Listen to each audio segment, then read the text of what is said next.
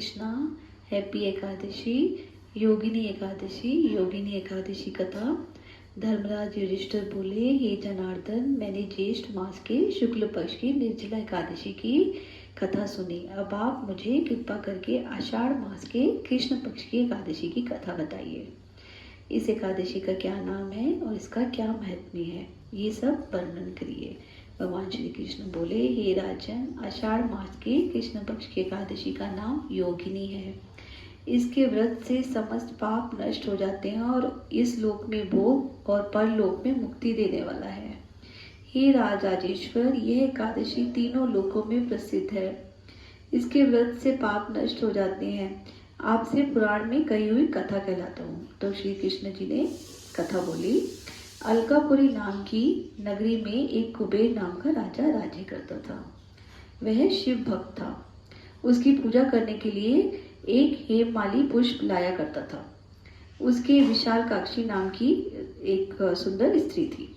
एक दिन वह मानसरोवर से पुष्प ले आया, परंतु पुष्पों को रखकर वो अपनी स्त्री के साथ रमण करने लगा और दोपहर तक नहीं गया।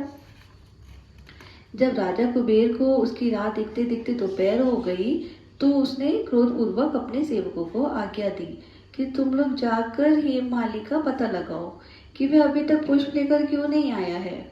जब यक्षों ने उसका पता लगाया तो वह कुबेर के पास जाकर कहने लगे, हे राजन, वह माली अभी तक अपनी स्त्री के साथ रमण कर रहा है। यक्षों की इस बात को सुनकर कुबेर ने हेममाली को बुलाने की आज्ञा दी। हेममाली राजा कुबेर के सामने डर से कांपता हुआ आया। उसको देखकर राजा कुबेर को बहुत दुख हुआ और बहुत क्रोध आया और वो उसकी होठ भी फड़फड़ाने लगे। उसने कहा, हे पापी महानीच, तूने मेरे परम पूजनीय ईश्वरों के भी ईश्वर शिव जी का अनादर किया है। मैं तुझे शाप देता हूँ कि तू स्त्री का वियोग भोगेगा और मृत्यु लोक में जाकर कोढ़ी बनेगा।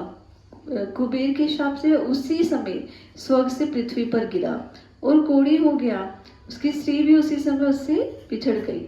मृत्यु लोक में आकर उसने बहुत दुख भोगे, परंतु शिव जी की भक्ति के प्रभाव से उसकी बुद्धि मलिन नहीं हुई और पिछले जन्म की भी उसे सुध रही।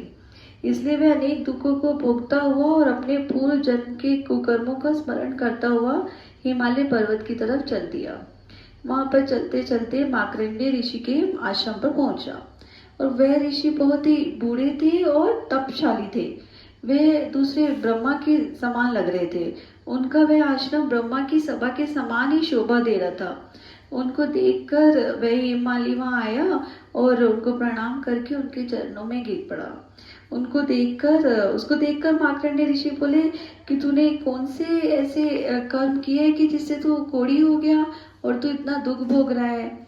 इस पर हेममाली बोला, हे मुनि, मैं यमराज कुबेर का सेवक था। मेरा नाम हेममाली है। राजा की पूजा के लिए नित्य प्रति पुष्प लाया करता था। एक दिन अपनी स्त्री के साथ विहार करते करते देर हो गई और दोपहर तक पुष्प लेकर नहीं पहुंचा। उन्होंने मुझे शाप दे दिया कि तू अपनी स्त्री का वियोग भोग और मृत्यु लोक में जाकर कोढ़ी बन और दुख भोग। इससे मैं कोढ़ी हो गया हूँ और महान दुख भोग रहा हूँ। अतः आप कोई ऐसा उपाय बताइए जिससे मेरी मुक्ति हो जाए। इस पर मार्कंडेय ऋषि बोले कि तूने मेरे सम्मुख सत्य वचन कहे, इसलिए मैं तेरे उद्धार के लिए एक व्रत बताता हूँ। यदि तू आषाढ़ मास के कृष्ण पक्ष की योगिनी एकादशी का विधि पूर्वक व्रत करेगा तो तेरे सारे पाप नष्ट हो जाएंगे। इस पर हेममाली बहुत प्रसन्न हुआ और मुनि के वचनों के अनुसार उसने योगिनी एकादशी का विधि पूर्वक व्रत किया। इसके प्रभाव से वह फिर अपने पुराने रूप में आ गया और अपनी स्त्री के साथ रहने लगा। हे राजन, इस योगिनी एकादशी का फल 88 सहस्त्र ब्राह्मणों के भोजन कराने के बराबर है। इस व्रत से समस्त पाप दूर होते हैं और अंत में स्वर्ग मिलता है। हरे कृष्णा।